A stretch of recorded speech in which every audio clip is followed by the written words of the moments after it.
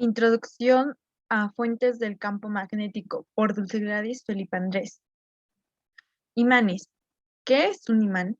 Un imán es un material o objeto que crea un campo magnético. Este campo es visible, pero crea una fuerza que puede atraer o repeler otros imanes y materiales magnéticos como el hierro o el mismo níquel. Los imanes pueden ser naturales. Estos imanes naturales lo que tienen es que su campo magnético continúa a menos que sufran un golpe de gran magnitud o se les aplique cargas magnéticas opuestas o altas temperaturas. Los imanes naturales se encuentra la magnetita, que es un potente imán natural. Tiene la propiedad de atraer todas las sustancias magnéticas y su característica es de que atrae trozos de hierro natural y está compuesta por óxido de hierro. Las sustancias magnéticas son aquellas que son atraídas por las magnetitas. Artificiales permanentes, especialmente fabricado en acero imantado. Estas sustancias magnéticas que al frotarlas con la magnetita se convierten en imanes y conservan durante mucho tiempo su propiedad de atracción. También están los imanes artificiales, temporales. Estos producen un campo magnético solo cuando circulan por uno de ellos una corriente eléctrica o un campo electro. Un ejemplo es el electroimán. Campo magnético, como de fuerza creado como consecuencia del movimiento de cargas eléctricas, flujo de la electricidad, la fuerza, intensidad o corriente de un campo magnético se mide en Gauss o Tesla. El flujo decrece con la distancia a la fuente que provoca dicho campo. Un campo magnético es el espacio que rodea una carga o corriente eléctrica en movimiento. En ese espacio se produce una fuerza sobre cualquier otra carga o corriente en movimiento que se coloque en el campo.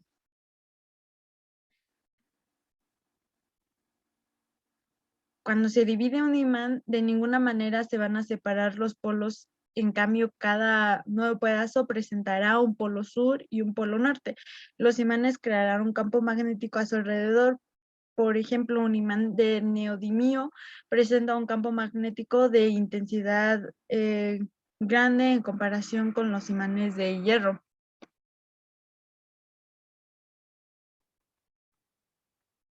En física, el campo magnético se representa por una V. La V tiene la dirección de V se define como aquella en la que tiende a apuntar el polo norte de la aguja de una brújula. Y se tiene que esa fórmula es V es igual a la fuerza sobre la carga que se mueve a una velocidad de ángulo de la dirección del campo magnético. Las características de los campos magnéticos es que tienen una cantidad vectorial, es decir, que tienen una dirección y un sentido magnético. No tiene la misma dirección que el campo magnético, pero es perpendicular. Es un espacio tridimensional, se presenta un espacio tridimensional y la intensidad del campo magnético es proporcional a la densidad de las líneas de campo magnético. ¿Cómo se genera un campo magnético? Los campos magnéticos pueden ser creados por imanes y por corrientes eléctricas. En los imanes o magnetos permanentes, los electrones que circulan alrededor del núcleo forman una corriente eléctrica, produciendo un campo magnético. Cuando todos los campos magnéticos de todos los átomos del material están alineados, esto se dice que el material está magnetizado. Los electroimanes son magnetos no permanentes que funcionan solo cuando tienen un flujo de electricidad. Esto es producto de un número enorme de partículas con cargas que se desplazan de una corriente.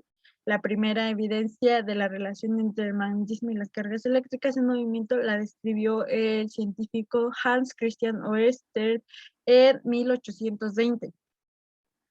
Densidad del flujo magnético, llamado campo B o inducción magnética, se identifica con las unidades de medida Tesla, unidad en el sistema internacional, o Gauss, que son 10.000 Gauss igual a un Tesla, o un Tesla es igual a 1 por 10 a la cuarta potencia. Todo imán permanente genera un campo B tanto en su interior como en su entorno externo. A cada punto dentro o fuera del imán se le puede asignar una intensidad de campo B con una dirección. Si se coloca una pequeña aguja imantada en el campo B de un imán, esta orientará en la dirección del campo y la fuerza con la que orienta es proporcional a la intensidad del campo. Todo imán permanente genera un campo B tanto en su interior como en su entorno externo y a cada punto fuera del imán se le puede asignar una intensidad de campo B con una dirección si se le coloca una pequeña aguja imantada en el campo B.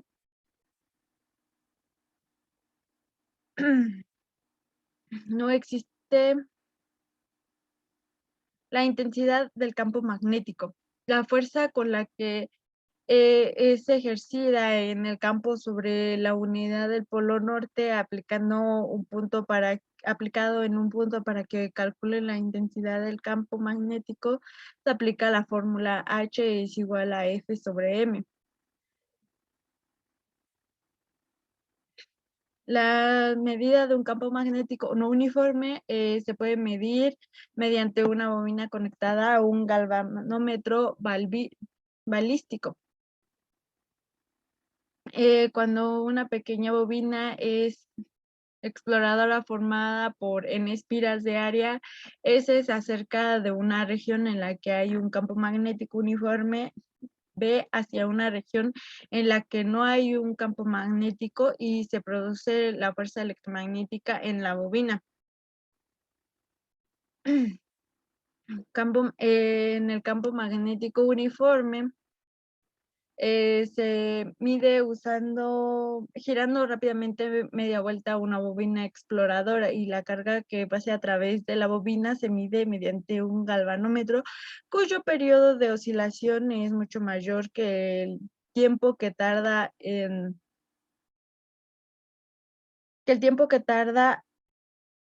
la bobina en girar la media vuelta. Magnetismo terrestre. El magnetismo terrestre se va a deber a que toda la Tierra se comporta como un gigante imán, aunque no fue hasta 1600 que se señaló que esta era una similitud. Los efectos del magnetismo terrestre se utilizaron mucho antes que en las brújulas primitivas en nombre dado a los polos de un imán norte, y esto se debe a la similitud antes mencionada. Algo a destacar importante es que los polos magnéticos de la Tierra no coinciden con los polos geográficos de su eje y las posiciones de los polos magnéticos no son constantes y muestran ligeros cambios de un año para otro e incluso existe una pequeña variación diurna solo detectable con instrumentos especiales. Existe una declinación y esta es la diferencia angular entre el norte magnético y el norte geográfico. Inclinación. Dependiendo de la zona magnética del planeta en la que nos encontremos, la aguja de brújula puede llegar a inclinarse sobre una superficie nivelada totalmente hasta que ésta toque el cristal protector al bloquearse.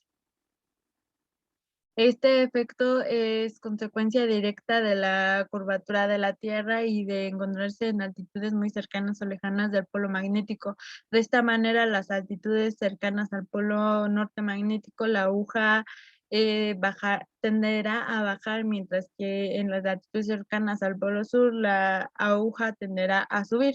Y para solucionar este problema existe un tipo de brújula llamado tipo global que corregirá dicho problema. Teorías del magnetismo.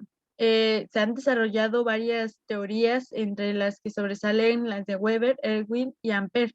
La teoría de Weber es que el magnetismo, según Max Weber, se debe a imanes moleculares, pues él decía que un imán se puede partir indefinidamente de cualquiera de las partes continuas, siendo un imán, e incluso en total partición se podría llegar a la molécula del imán y ésta conserva sus polos magnéticos como característica fundamental de los mismos. Esta teoría también establece el proceso de imantación de cualquier material ferromagnético y consiste en alinear los imanes moleculares en filetes magnéticos que antes de la imantación tenían una dirección aleatoria. Cada uno de los extremos de los filetes se localizarían los polos ordenados tales como se muestran en esta imagen. La teoría de Erwin está basada en experimentos de Erwin. Él considera que los dipolos magnéticos moleculares no eran propiamente los que se movían orientados a magnetizar un material ferromagnético, sino que en los materiales se formaba un grupo de átomos con el mismo momento magnético de orden de 10 a la 17 a 10 a la 21 átomos localizados en regiones limitadas por otros grupos con momentos magnéticos diferentes, y que al magnetizar el material los grupos se agrandaban y orientaban con el mismo campo que los inducía para magnetizar el material a dichas regiones. Se les denomina dominios magnéticos y son del tamaño de una partícula de polvo. Los momentos magnéticos de un átomo es una cantidad en el átomo debida al giro de la rotación que tienen los electrones del átomo sobre su propio eje. En ese momento también se le conocía como spin. El proceso de magnetización de un material, según Erwin, consiste en el agrandamiento de los dominios que tengan la dirección o dirección cercana a la del campo a magnetizar si éste se encuentra débil. El, el segundo caso es el giro de los dominios y el agrandamiento de estos en dirección del campo a magnetizar si la densidad de este es fuerte. La tercera teoría, la teoría del Ampere, esta nos dice que, bueno, es parecida a la de Weber, solo que menciona corrientes elementales en el interior de un material ferromagnético con direcciones diversas. En lugar de dipolos magnéticos, como se muestra en la figura, magnetizar un material, según el Ampere, significa ordenar las corrientes elementadas. El resultado de este ordenamiento sería una corriente en periferia de un imán de barra, por ejemplo, corriente que ocasionaba dos polos de nombre contrario en los extremos de la barra, y actualmente se ha querido relacionar a las corrientes elementales con los movimientos externos de los electrones alrededor de sus núcleos. Y la suma de las corrientes elementales de la misma dirección en una reja forman una corriente periférica de reja que suma las corrientes forman el campo magnético con polos en los extremos de la barra. Desarrollo histórico del electromagnetismo. Alessandro Volta, el espectro de un campo magnético creado por esta se originará por líneas cerradas que rodean la corriente y por una línea recta que es el eje central del círculo seguido por una corriente. Hans Christian Ørsted, el físico danés, descubrió por accidente al empujar una brújula que se encontraba bajo un alambre conectados a pila. Hizo un importante descubrimiento. El físico francés descubrió que el campo magnético podía intensificarse al enrollar el alambre conductor en forma de una bobina. Joseph Henry, este científico inglés, manifestó la íntima conexión entre el campo eléctrico y el magnético. Un campo eléctrico variable origina un campo magnético. Michael Faraday construyó el primer motor, suspendió un alambre sujeto por un soporte, quedando cada extremo sumergido en un depósito de mercurio con un imán en el centro. Theophile Graham, el primer ingeniero belga, construyó el primer generador eléctrico capaz de transformar la energía eléctrica. Nikola Tesla, en 1888, inventó el motor de inducción, el cual funcionaba con las corrientes alternas, hoy utilizadas en lavadoras, licuadoras, ventiladores, refrigeradores, bombas, etc., entre otros. James Clerk Maxwell, en 1873, manifestó la íntima conexión entre el campo eléctrico y el magnético. Un campo eléctrico variable origina un campo magnético. Heinrich Hertz demostró con la producción de ondas electromagnéticas que éstas se desplazan por el espacio sin necesidad de cables conductores y su naturaleza es semejante a la de las ondas luminosas. El campo magnético puede ser producido de 4 maneras diferentes: por un conductor recto. Esto es como la dirección del campo eléctrico depende del sentido de la corriente, se tomará el conductor con la mano izquierda con el pulgar extendido. Sobre el conductor deberá señalar el sentido en el que circula la corriente de positivo y negativo, y los 4 restantes indican el sentido del campo magnético. Por una espira. El espectro del campo magnético creado por esta se origina por líneas cerradas que rodean a la corriente y por una línea recta que sería el eje central del círculo seguido por una corriente. Por un solenoide o una bobina. Cuando una corriente circula a través de un solenoide, las líneas de la fuerza del campo magnético generado se asemejan al campo producido por un imán en forma de barra. Y por una corriente, y esto se deberá a que la corriente eléctrica genera un campo magnético que interactúe con la aguja. El campo magnético producido por una corriente eléctrica que circula por un conductor, cuando la corriente eléctrica fluye, se produce un campo magnético, pero cuando esta deja de fluir va a desaparecer el campo. A que dos campos interactúen se producirá un movimiento en el que el objeto, ya que estos despegan fuerzas que producirán el mismo.